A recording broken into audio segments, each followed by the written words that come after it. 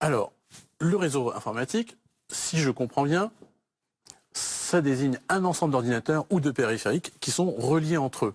Leur fonction, c'est très simple, c'est de communiquer, c'est d'échanger et partager des informations, mais aussi du matériel ou des applications. Est-ce que le réseau Internet, c'est la même chose? Internet est le réseau mondial. Voilà comment ça fonctionne. Lorsque tu veux te connecter à Internet, tu dois aller voir un fournisseur d'accès à Internet, comme par exemple Free, Bouygues, Orange, SFR ou d'autres.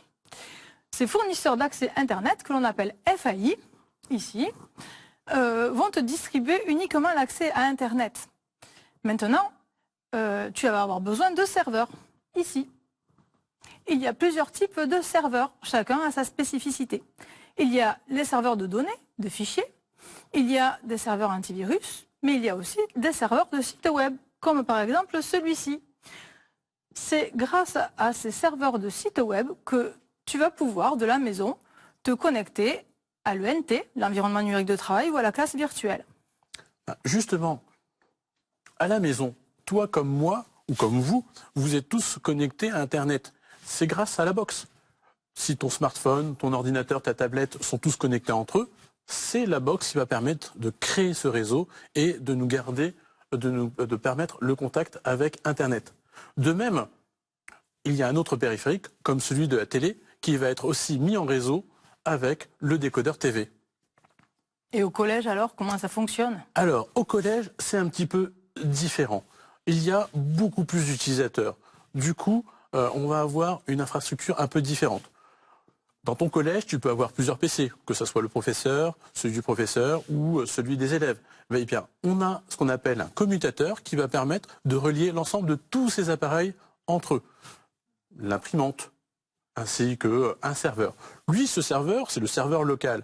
Il va permettre de stocker des informations à l'intérieur et, par exemple, de gérer les accès. Comme par exemple, quand tu tapes ton identifiant et ton mot de passe, eh bien, c'est ton serveur, c'est le serveur du collège qui va permettre de le faire. De même, ce serveur aussi va gérer la sécurité au sein du réseau. Que ce soit les informations qui sont à l'intérieur du réseau ou des informations qui vont transiter avec Internet. Mais du coup, on a besoin de fils pour relier les ordinateurs et les différents périphériques, comme par exemple l'imprimante réseau.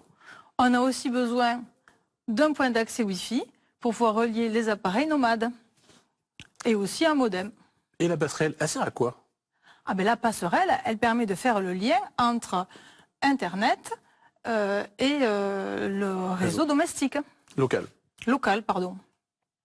Donc du coup, on remarque que quand même, l'ensemble du réseau local du collège, dans la partie jaune, est mis en relation avec le réseau Internet grâce au modem. Chez toi, le modem, la passerelle et la borne Wi-Fi sont tous réunis dans la box.